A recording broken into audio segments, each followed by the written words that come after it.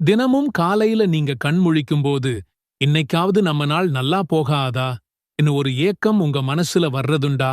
ரொம்ப கடுமையா உழைக்கிறோம். ஆனா, அதுக்கேத்த பலனே கிடைக்க மாட்டேங்குதேன்னு ஒரு கவலை உங்க மனசை அழுத்திக்கிட்டு இருக்கா?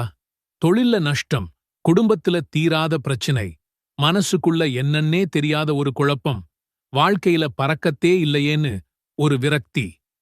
இப்படிப்பட்ட கவலைகளோட தான் உங்க ஒவ்வொரு நாளும் விடியுதா?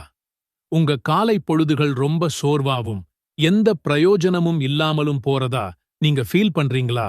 அப்படின்னா இந்த வீடியோ நிச்சயம் உங்களுக்குத்தான். உங்க காலை நேரத்திலிருந்து வெறும் 2 நிமிஷம் எடுத்து ஓதக்கூடிய ஒரு சக்தி வாய்ந்த துவா உங்க வாழ்க்கையில நீங்க நினைச்சு கூட பார்க்காத வெற்றிகளையும் பறக்கத்தையும் கொண்டு வந்து அல்லாஹ்வின் நாட்டத்தால உங்க விதியையே மாற்றி அமைக்கக்கூடிய ஆற்றல் கொண்டது.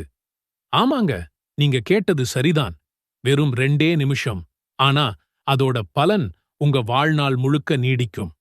முதல்ல ஒரு விஷயத்தை நாம தெளிவா புரிஞ்சுக்கணும். இஸ்லாத்துல அதிகாலை நேரம்ங்கிறது எவ்வளவு முக்கியமான நேரம் தெரியுமா?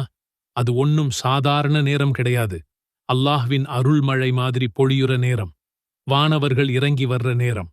நம்ம பிரார்த்தனைகள் எல்லாம் உடனே அங்கீகரிக்கப்படுற ஒரு பொன்னான நேரம். அதனாலதான் நபிகள் நாயகம் ஸல்லல்லாஹு அலைஹி வஸல்லம் அவர்கள், யா அல்லாஹ், என் சமூகத்தாருக்கு அதிகாலை நேரத்துல பரக்கத் செய்வாயாக அன்னு நமக்காக துஆ செஞ்சாங்க.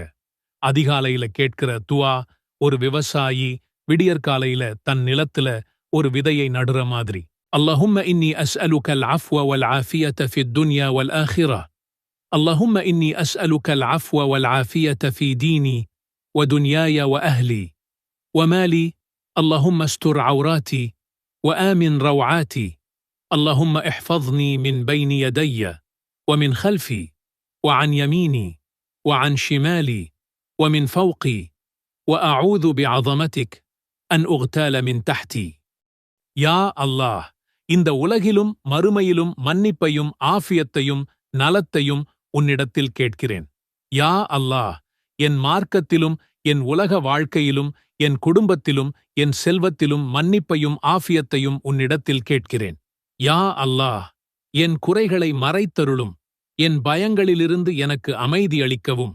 யா அல்லாஹ், என் முன்புறத்திலிருந்தும் பின்புறத்திலிருந்தும் வலப்புறத்திலிருந்தும் இடப்புறத்திலிருந்தும் மேலும் மேலிருந்தும் என்னை பாதுகாப்பாயாக. உன் மகத்துவத்தால் எனக்கு கீழ்ப்புறத்திலிருந்து திடீரென அழிக்கப்படுவதிலிருந்து உன்னிடத்தில் பாதுகாப்பு நாடுகிறேன்.